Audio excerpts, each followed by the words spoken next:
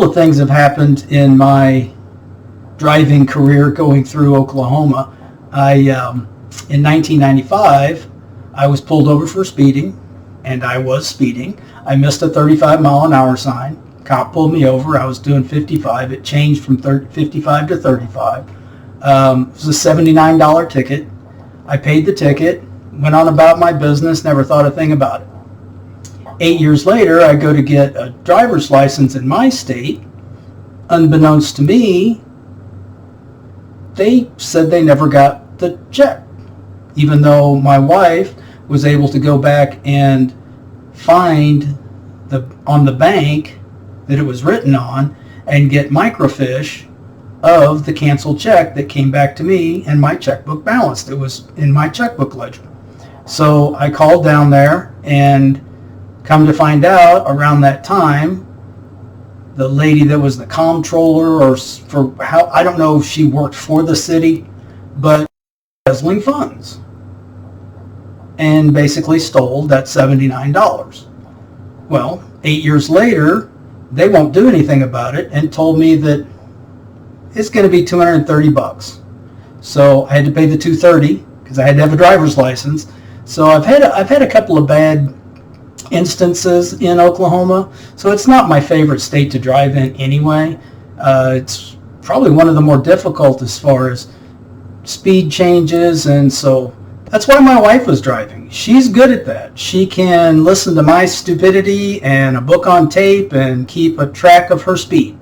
So we were both pretty aware that the speed was changing a lot, and we were in fact just talking about it 5-10 minutes before this incident happened. Just an update, all of the citations have been dismissed, and to the best of my knowledge, were actually never filed with the court. I can't prove that they were. I'm also having trouble proving that they were not. That being said, all the charges, well, there were never charges, but everything's been dropped.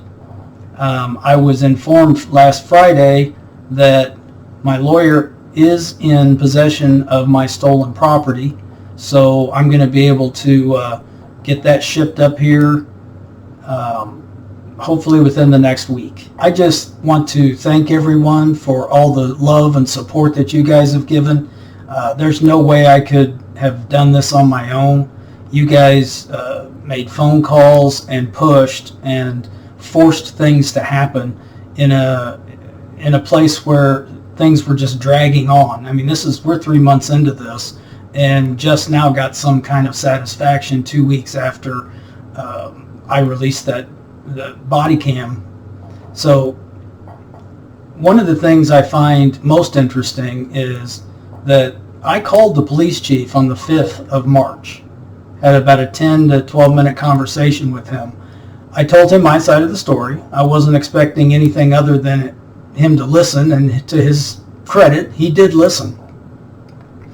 And he's the one that brought my knife and my handgun up, that they were in evidence.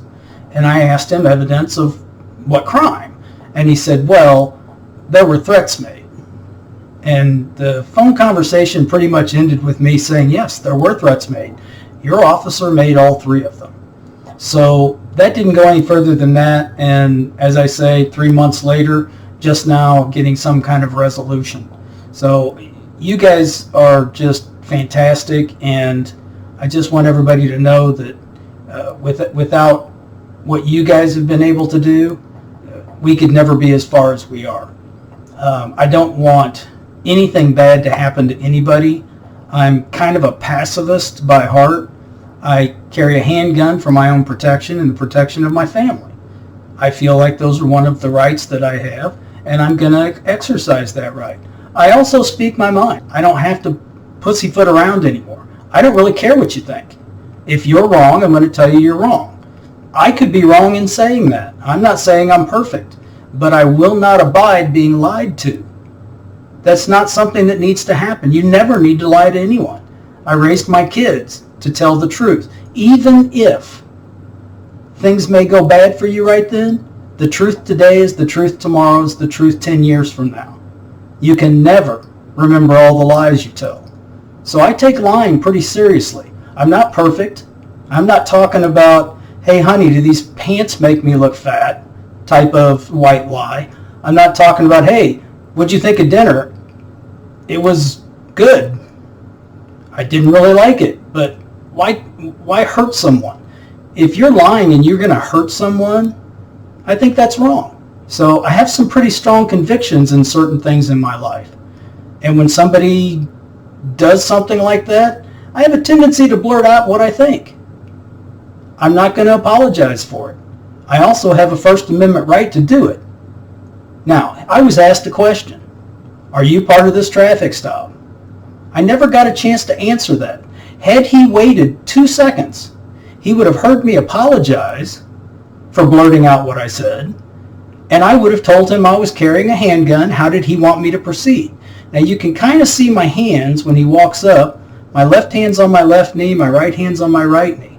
I'm not moving around. I'm not throwing my hands up in the air. Never once did I do that. When he came around to my side of the car, you can clearly see me sitting perfectly still. I just leave people alone and expect the same. That being said, I am kind of excited about getting my property back. I'm not sure if I'm going to go down and pick it up or not. We'll have to wait and see how that goes. That's